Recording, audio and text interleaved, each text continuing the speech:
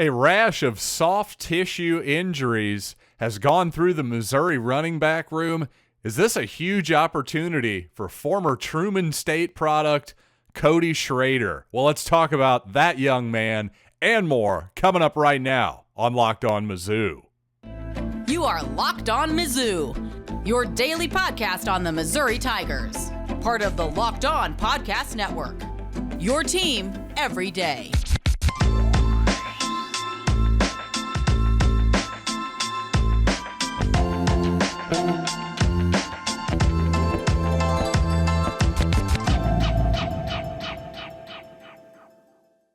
Hey, all you true sons and daughters, I'm John Miller, your Mizzou mafioso and the central scrutinizer of Missouri Tigers football and basketball 5 days a week. Thanks so much for making Locked On Mizzou your first listen. Thanks for telling a friend.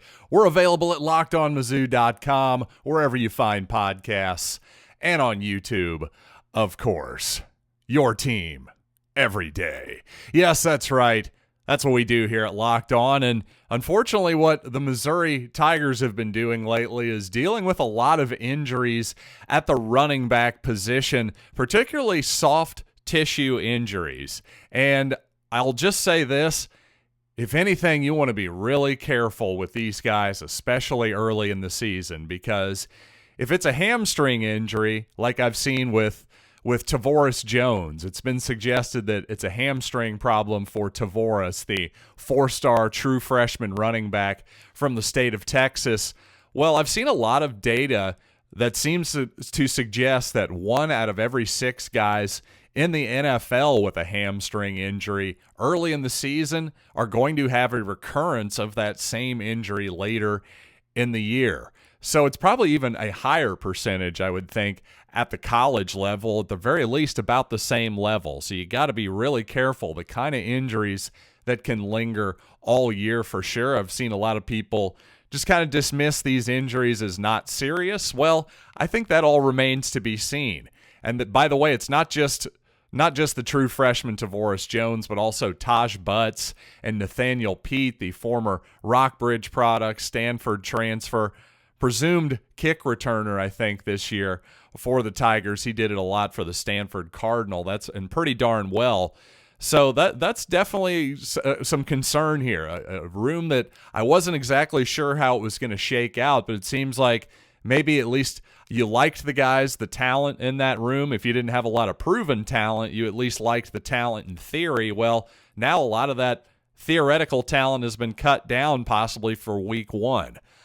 I don't know if that means that Truman State product, former Truman State player Cody Schrader is going to be the lead back in 2022 by any means, or if he'll even start week 1. I think if I had to bet right now, I would probably say that Elijah Young will probably still get the first snap at running back for Missouri just based on experience alone. But I would also bet that it means that Cody Schrader plays a lot in week 1 at the very least. If I was betting on it, I think he's going to see some snaps, and that's going to give him an opportunity. It really will, because, well, running back's definitely one of those positions. It's a little bit different when the lights come on, and Cody Schrader's a guy who certainly was impressive in the black and gold game, the spring game this past spring of 2022. Now, I certainly didn't want to make too much of any black and gold game performance, but it certainly was notable that Cody Schrader ran really hard and really well in that scrimmage. Of course, the Missouri defense was down a lot of important players by the time Schrader was in the ball game. It was probably against a lot of walk-ons, to be honest. So, again, I don't want to go crazy here, but Eli Drinkwitz has intentionally brought up Schrader's name on multiple occasions here during the preseason. So, I think anything's possible there. If that guy comes in and shows out and runs well, he could possibly take a much bigger chunk of that job than anybody's expecting. Now, on the other injury front, fortunately for Missouri, other than the running back room, not a ton of serious injuries so far, other than notably right tackle Hiron White. You read the tea leaves here, and it sure seems like that injury is looking more serious with each passing day. To me, his status for the entire season is questionable at this point. Now, that's my words. Eli Drinkwitz hasn't said the word questionable regarding the rest of the season. That's what I'm saying. I'm just kind of wondering at this point if they might just shut him down for the whole year at a certain point. So obviously not great news there, because Hiron White, again, expected to be your right tackle, first string for Missouri, but at this point, week 1 seems like an impossibility. I'd say him coming back, the staff is still holding out that possibility, and I will too. I'll hold out hope, but again, his status for the season, very questionable in my mind. And speaking of questionable, I would say that it's highly questionable how at least half of the Southeastern Conference, including your Missouri Tigers, is going to perform this season in 2022. So I want to talk about the different tiers of this conference. But first, speaking of more questionable behavior, well, let's talk about something a little more serious right now. You're hanging out with some friends and putting back a few drinks. A few becomes a few too many. As the evening comes to an end and people start to head out, you think about calling for a ride share, right? But nah, you live nearby. You can make it home okay.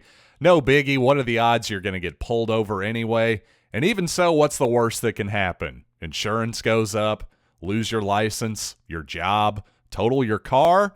Heck, you could kill somebody.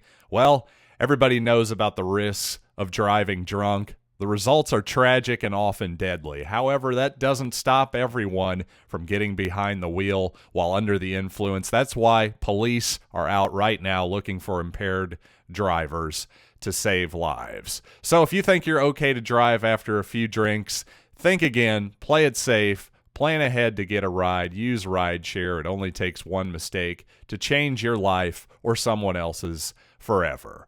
Drive sober or get pulled over. Thanks again for making Locked On Mizzou your first listen every day. A nice surprise in my podcast feed this morning. The ultimate college football preview is here, a 7-episode preview with college experts, local team experts, and Odyssey college football insiders. It's everything you need to be ready for this college football season in one spot. Search for Ultimate College Football Preview on your Odyssey app, YouTube, or wherever you get your podcasts. When it comes to breaking down the Southeastern Conference for this season, some of it is pretty simple. I would divide first of all, the upper tier is obvious. I'll call them the elite for our purposes. And oh, by the way, the elite, welcome back, Kenny Omega. Good to see you again last night. But obviously the elite is Alabama and Georgia, right? And I think no further explanation is required at this moment. Then I'll go way to the bottom and say there's one team that is absolutely in the bad category, and unfortunately that's the Vanderbilt Commodores, who, by the way, your Missouri Tigers didn't exactly blow the doors off of in Nashville last year. Lest we forget that Kiki Chisholm Hail Mary right at the end of halftime. Absolutely, his time expired there. Missouri needed every bit of that play to comfortably have a victory there in the fourth quarter. I believe it was 28-13 off the top of my head, but only a 2-possession victory there for Missouri, so that shows how far Missouri maybe still has to go this season. At the same time, there's one other category. Really, that leaves 2 categories left. First of all, I'll call this the, hey, well, they'll probably be good, but you never know category. Texas A&M, Kentucky, Tennessee, and Arkansas. All teams that I expect to be pretty darn good this year, but at the same time, with Texas A&M, quarterback questions, Kentucky, a lot of receiving talent off to the NFL, new offensive coordinator for your 3rd year in a row. Tennessee looked much improved last year, but again, year 2 of Heupel. Tennessee looked really good against teams they could beat, but also maybe not so good against teams that had the advantage against them. That kind of sounds familiar to a lot of Missouri fans. And also Arkansas, kind of the same deal. I expect Sam Pittman's squad to be good in year 3 for sure, but at the same time, with Traylon Burks off to the NFL and some other important talent. Again, it's the probably going to be good, but you never know category.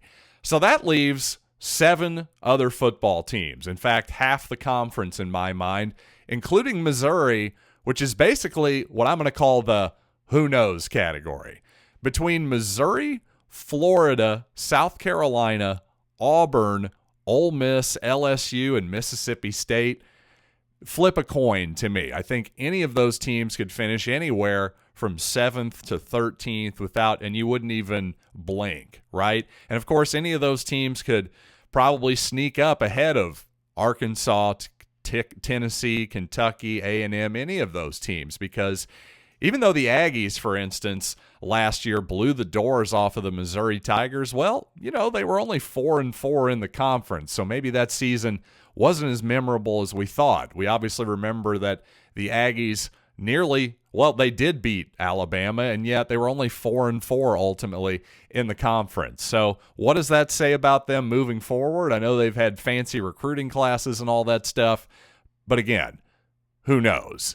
My point is at least 3 Missouri opponents, Florida, South Carolina, and Auburn in the SEC. That's really where Missouri has to make some hay, because Florida on the road, always a scary proposition.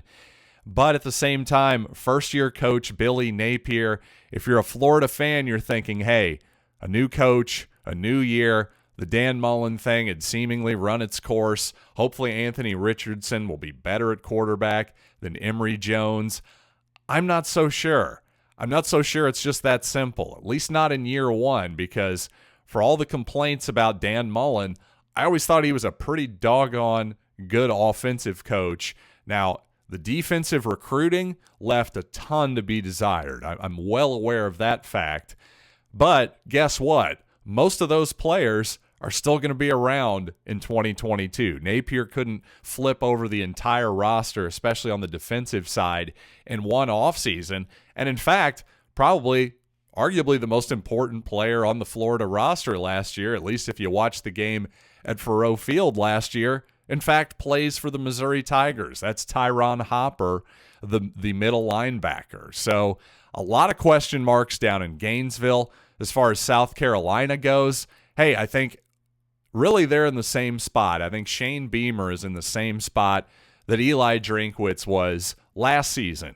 Year 2 coming off maybe a surprisingly good year 1 where the Gamecocks go 7-6, 3-5 in the conference. Again, a solid season. They still got outscored overall on the season by about 20 points. In fact, exactly 20 points on the season. So nothing really to write home about, but just better than I think expected, similar to Missouri's 2020. But at the same time, if you're just going to assume that Spencer Rattler is going to come in and raise the level of play, well, he might, but let's just say I want to see it first. And that's why they're clearly in the who knows category, along with, again, another Missouri opponent, the Auburn Tigers. Again, talked a little bit about Auburn earlier this week.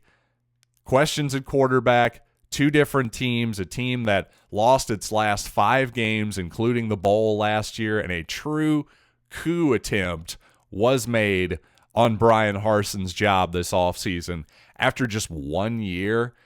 Woof. When that kind of stuff happens, I'd love to hear some great examples of guys who the fan base basically turned on after 1 season to the point of a literal almost coup attempt. How many of those guys over the long term have been really successful at their jobs? I'd love to know some examples of that because I can't think of a lot off the top of my head. All of this is to say, despite all of the questions on the Missouri roster, well, at least Missouri has settled on what seems to be an obvious quarterback, number 1 at this point, a guy who's been on the roster in this system for multiple seasons, which is not something that really anybody else in this tier can say. In the who knows category, Missouri's really the only team that can actually say that. So let's hope that Missouri benefits from some of the unknown and the chaos of this previous offseason. But you know what? Speaking of Missouri benefiting this season, let's hope we can benefit this season over at betonline.net from some smart value propositions like, hey, guess what? Missouri season win total still sitting over there at betonline.net as I speak. The over 5.5 wins, you still get some juice on that. Yeah, they're giving you some juice. Plus 115. That means you put $10 on it, they'll give you $11.50 back. If you're right, I'll take it. I really will. To me, if you're going to give me odds on that, I'll absolutely take Missouri to go at least 500 this season. That doesn't include the bowl game, by the way. This is the 12 regular season games only. But you know what? If you don't like that bet, there's plenty of other options for you over at betonline.net, including MLB, NFL, NBA, NHL, combat sports, golf, and yes, even esports are a thing these days. This millennial doesn't totally understand it. No, I'm kidding, folks. I love video games, you know that, but you know what you're going to love? You're going to love BetOnline, where the game starts. Well, Missouri veteran wide receiver Barrett Banister may have raised some eyebrows recently with some comments about last year's locker room situation compared to how he perceives this year is going so far. But you know what? Let's just hear from Barrett in his own words. I think there was some stuff after last year that we kind of noticed with our locker room that we needed to get rid of. And there was a lot of negativity and things that, just made our building not what it needed to be successful. And so I think we addressed those this offseason. We're very intentional about ways to, build our brotherhood, build our team, build our locker room in the way that everyone's got each other's back, and not just in a way where it's like a whole lovey-dovey thing, but it's where, like, if you screw up, I can tell you something out of love and you're going to respect what I say and get it fixed. But hey, enough about Daniel Parker Jr., am I right? Oh, wait, I'm sorry. Did I just say the quiet part out loud? Excuse me. Well, I'm not on the Missouri beat, so what do I care? But in all seriousness, I'm sure it wasn't directly, well, at least entirely directed at Daniel Parker Jr. But man, for as much as I love that guy's run blocking, he sure liked to publicly shoot off on Twitter at the coaching staff with some passive-aggressive messages at times, didn't he? So hard not to imagine that wasn't part of perhaps the chemistry issue there. But to be fair, this is sort of an often recurring narrative in the preseason, in the offseason as well. We got the bad apples out, and the good apples are now in. Everything's great. Everything's honky-dory until you've lost a couple games in a row, right? So I don't know. Perhaps if Missouri would have held on against Boston College last year, maybe the locker room would have been a heck of a lot better. I can just tell you this. You can't blame a couple guys who are gone. Certainly, nobody could think that Tyler Beatty was a locker room cancer, right? Who couldn't love that guy? And also, I think it's even more important to point out a less obvious thing, which is that it couldn't have been Connor Bazelak either, right? For as much as Connor Bazelak was criticized last year in this space, and some of it was very fair. It was all just about football. I don't think you could ever criticize Connor Bazelak as a teammate whatsoever. In fact, quite the opposite. I have nothing but praise for Connor as a teammate, especially after the Armed Forces Bowl last year, where Brady Cook was the starter for that ball game. I think we all knew, it's pretty safe to say at this point that Connor had a pretty darn good idea that he was going to be in the transfer portal at that point in time. He was banged up all season, and clearly his play was affected last year, I think, by his physical status, but he showed a ton of toughness and grit suiting up every single week. And I think almost just as important as that, again, he didn't have to suit up for that game in the Armed Forces Bowl. He really didn't. He was under no obligation to do so whatsoever after that kind of tough season for him emotionally and physically. I'll always remember that about Connor, the fact that he was in his uniform and available for that football game if his teammates needed him. It would have been really easy for him to sulk there and sort of be selfish and say, you know what, I'm going to sit this one out. I really admire Connor Bazelak for that. I really do.